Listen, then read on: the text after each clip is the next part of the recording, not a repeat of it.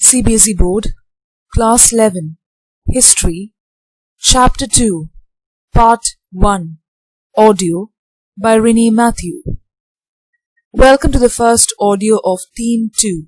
Class 11 chapters are divided into themes, and the second theme is Empires. This particular theme is divided into 3 parts, as you can see on the screen. An empire across 3 continents, the Central Islamic lands, nomadic empires. So let's begin with an empire across 3 continents, and before that, we need to have a small introduction to the opening of empires in world history. Over the millennia, we saw how the Mesopotamian region gave way to the world to understand the style of writing, the beginning of warfare, then the evolution of language, the evolution of man itself. Mesopotamia is still giving so much about the early humans and civilization to the world. Now after that, they were really smart. It was very difficult to overcome the Mesopotamians and the region there. After that, the rest of the world began attempts at empire building. They too wanted to expand. And we saw how rapidly trade was expanding even in Mesopotamia. And other empires also were interested in doing the same thing. And they expanded across the region and in the area to the west and of the east. By the 6th century BC, what happened?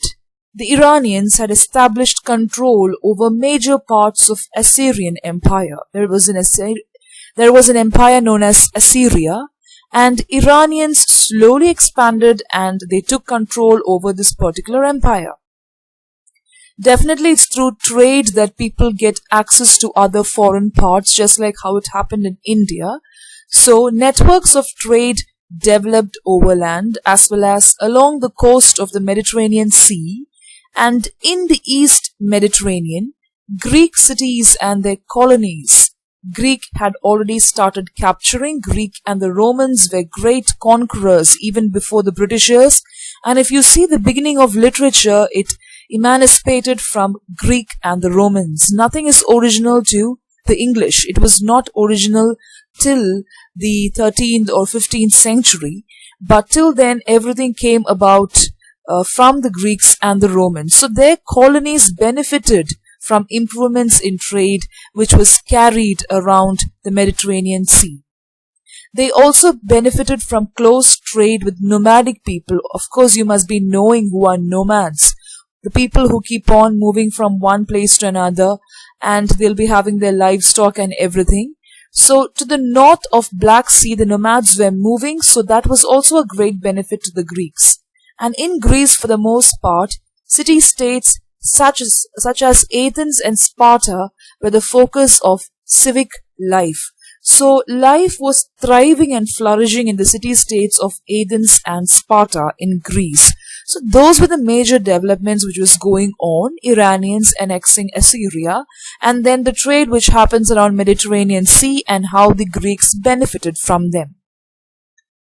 Now, from among the Greek states in the late 4th century, Alexander the Great, who was the ruler of the kingdom of Macedon, undertook a series of military campaigns, and you must have really heard about Alexander the great emperor who almost came as far as India, and he is known to have annexed the whole world, most parts of the world, conqueror, the great conqueror. So he conquered parts of North Africa, West Asia and Iran, reaching up to the Bees. Okay? So here, his soldiers refused to proceed further east. So just because his soldiers refused to proceed further east, Alexander's troops retreated, and still the Greeks stayed back. It's not that the Greeks wanted to retreat too. The soldiers were not interested in going further and they had to retreat.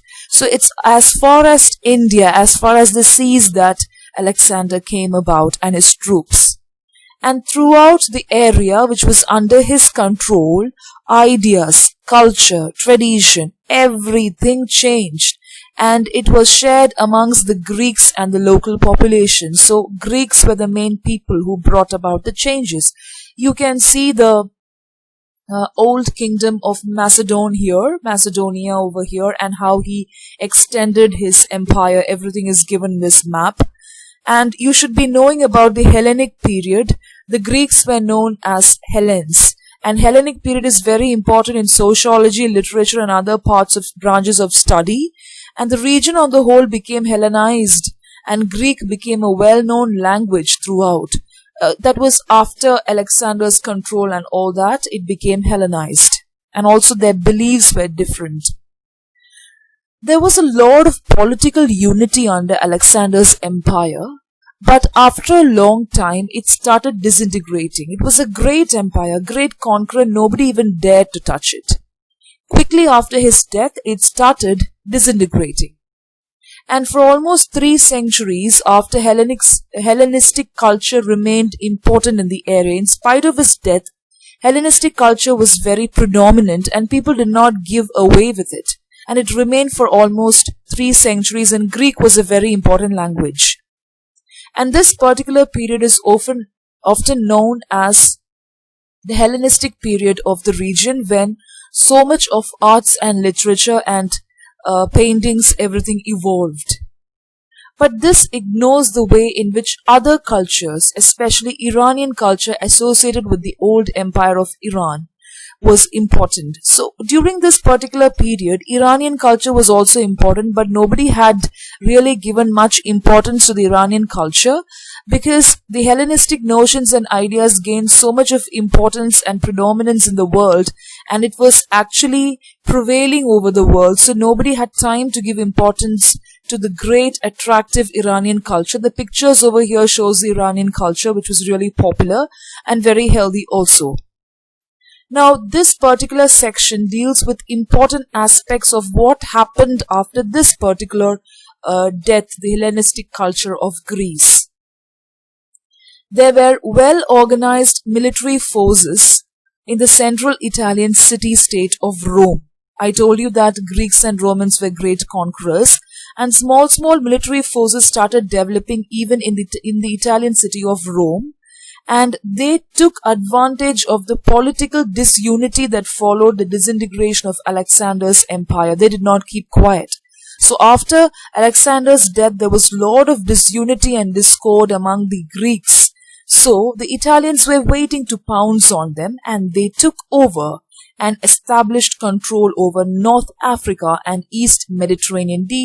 This Mediterranean Sea was a great place for annexation, and also the places which surrounded Mediterranean Sea. So after the Hellenistic period, it was the time for the Romans to conquer North Africa and East Mediterranean from the 2nd century BC. Now, when the Rome was a republic, government of Rome, the Roman government, was based on a complex system of election, but its political institutions gave much importance to birth and wealth, and society benefited from slavery. Slavery was really, really high. The graph of slavery was there. It was too high in Rome, the Roman Empire. And of course, the social ranking was based on birth, wealth, and there were a lot of discrimination also going on when people had to really work very badly.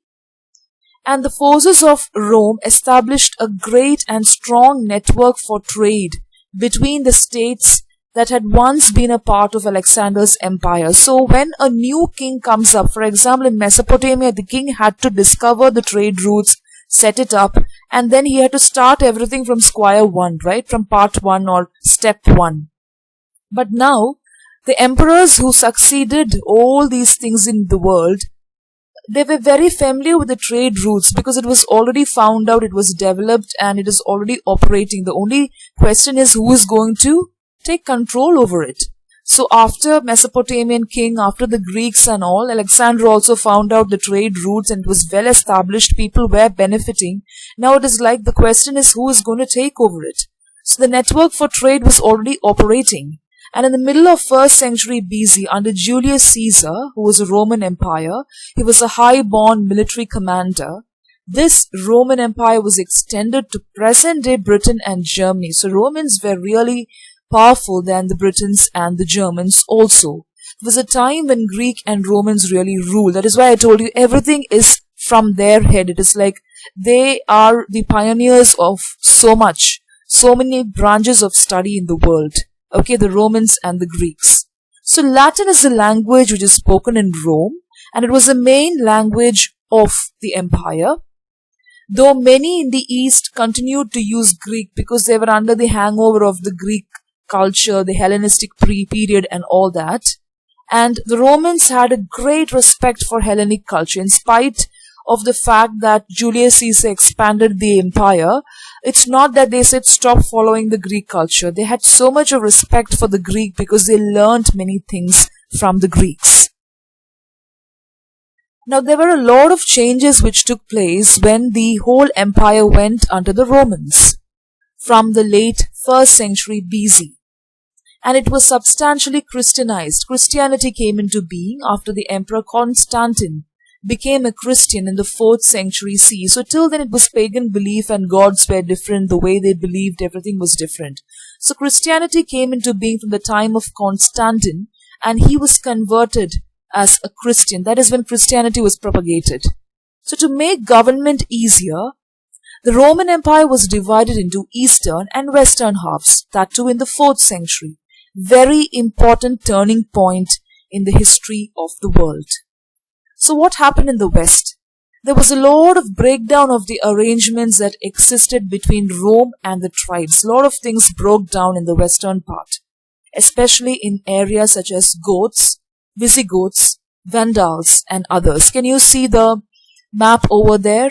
How they expanded the Roman Empire. It is known as the Great Roman Empire. And there was a lot of breakdown which took place in the western part of the Roman Empire, this part over here, between the Goths, Visigoths, Vandals and others, because they wanted to make the government easy, and that is why it was divided into two halves. Can you see the picture there? And this is the picture of Constantine, who got converted into Christianity. Now, what were the arrangements which faced a lot of loophole? It was something which was dealing with trade, military recruitment and settlement. And also the tribes increasingly attacked the Roman administration. All these things attacked the Roman administration. The trade, military recruitment and settlement, everything changed because the government was divided into two halves. So all these three things attacked the Roman administration. And when the arrangements were changed, of course, there was a cause in the rule. There was a change in the course of rule. Conflicts increased in scale and coincided with internal dissensions. Internal dissensions mean a lot of internal disintegration took about, upheavals took place, rivalry took place. So a lot of conflict was there in the empire, within the empire, because people were not used to this western and eastern half dividing rule and all that. So finally, it led to the collapse of the empire in the west by the 5th century CE. So western part of the empire collapsed, not the eastern part. Remember that. The western administration was very, very, very poor, and the arrangements which dealt with trade, military recruitment, settlement, everything was very, very poor. So managing was also poor. So there were a lot of internal dissensions, disintegration which took place, and it collapsed. Which part? The western part. The eastern part did not collapse then. They were quite strong. So tribes established their own kingdoms, because when one power collapses, that is, the government has failed. So now, as you can see in the picture, everybody is fighting. So now tribes comes up. They overpower everything and they established their own kingdoms within the former empire. So it's not that empire was not there. It was already there. It disintegrated and it started breaking into small kingdoms set up by the tribes. So that was also done within the prompting of the Christian church. It was known as the Holy Roman Empire within the hold of Christianity. And it formed from some of these kingdoms from the 9th century CE. So the Holy Roman Empire that we have now, the Christian church, everything was formed from these tribes. They have got that lineage, the present one. This claimed some continuity with the Roman Empire. So from here we have the present descendants of Rome, okay? So this was the beginning.